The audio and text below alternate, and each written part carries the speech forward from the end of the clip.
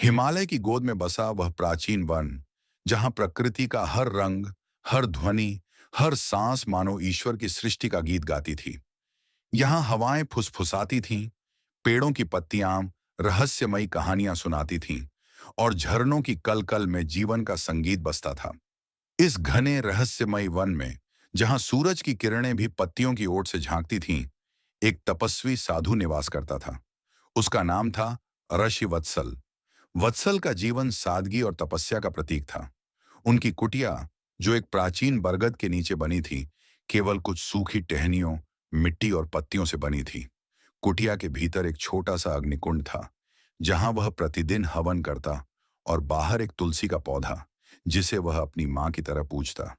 वत्सल का मन इतना निर्मल था कि जंगल के पशु पक्षी भी उनके निकट निर्भय होकर विचरण करते। बाघ उनके पास बैठकर सांस लेता, मोर उनकी कुटिया के आसपास नृत्य करता, और खरगोश उनके चरणों में खेलते। यहाँ तक कि वन की हवाएं भी उनके मंत्रों के साथ ताल मिलाती प्रतीत होती थीं। वत्सल का जीवन केवल तपस्या तक सीमित नहीं था। वह वन के आसपास बसे गांवों के लिए एक रक्षक भी थे। कई बार उन्होंने अपनी प्राण शक्ति और तपबल से ग्रामीणों को जंगली जानवरों के आक्रमण से बचाया था।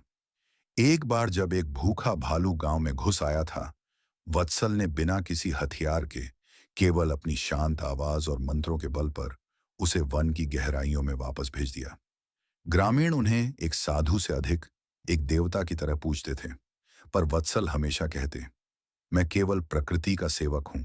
यह वन, यह हवा, यह मिट्टी, ये मेरे गुरु हैं।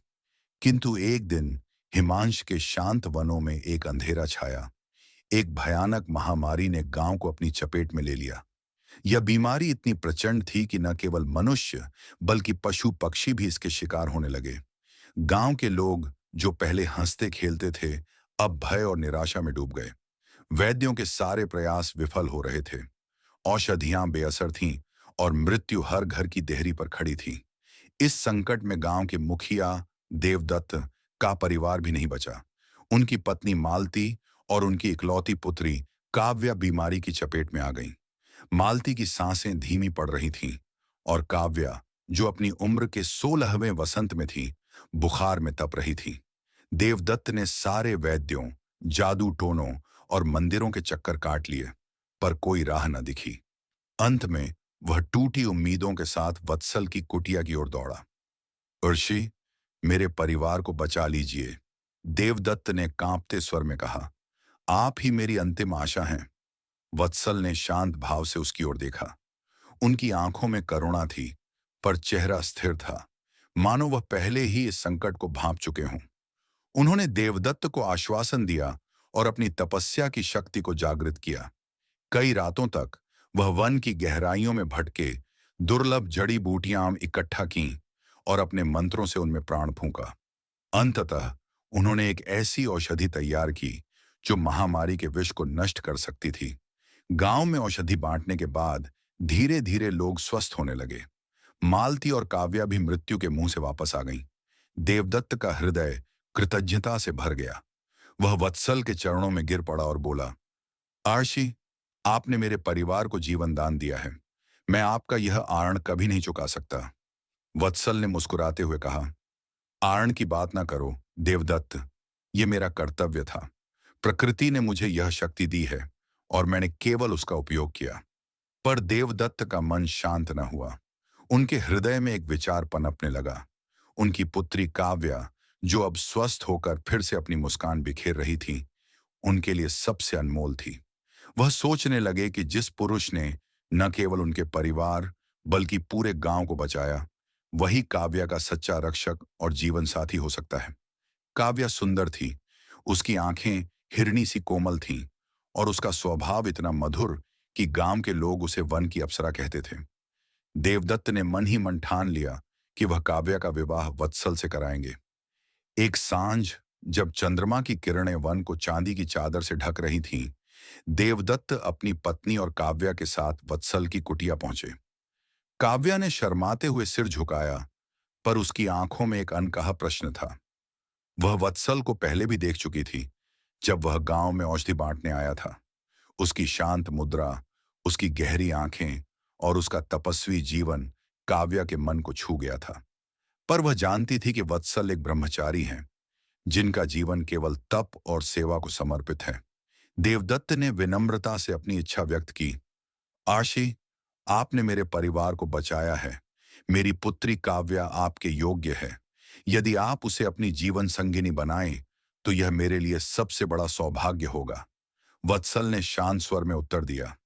देवदत्त, तुम्हारा प्रेम और विश्वास मेरे लिए अमूल्य है, पर मेरा जीवन ब्रह्मचर्य को समर्पित है। मैंने अपने प्राण प्रकृति और ईश्वर को अर्पित किए हैं। विवाह मेरे मार्ग में बंधन बन सकता है। काव्या का दिल टूट गया। वह चुपचाप कुटिया से बाहर निकल आई और पास के झरने के किनारे बैठ गई। चांदनी में उसका चेहरा और भी सुंदर लग रहा था, पर उसकी आंखें आंसुओं से भीगी थीं। वह सोचने लगी, क्या मैं सुंदर नहीं हूं? क्या मुझ में कोई कमी है? क्यों उन्होंने मुझे ठुकरा दिया?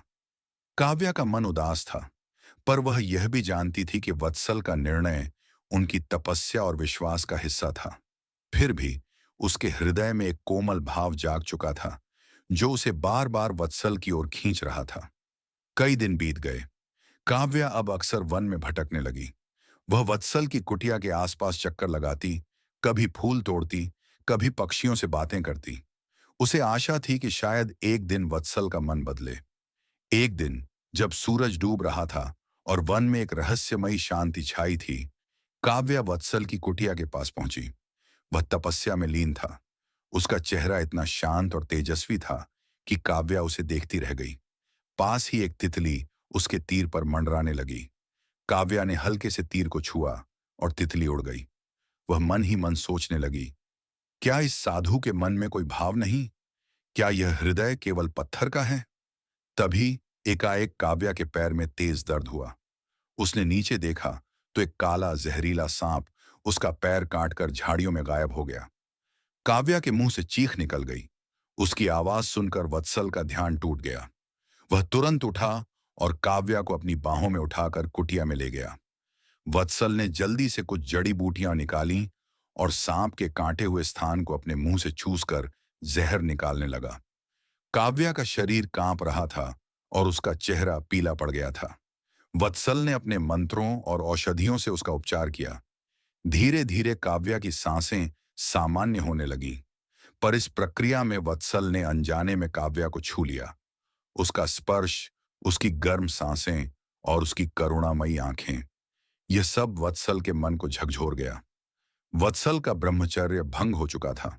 वह जानता था कि उसका तप अब पहले जैसा नहीं रहा।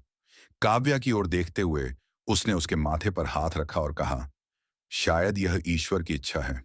मैं अब तुम्हारी रक्षा के लिए बंधा हूं। काव्या की आंखों में आंसू छलक आए। यह न केवल दर्द, बल्कि प्रेम और विश्वास का मिश्रण था। कुछ ही दिनों बाद चंद्रमा की रोशनी में वन के बीच एक सादा परंतु दिव्य विवाह संपन्न हुआ। वत्सल और काव्या अब एक हो गए।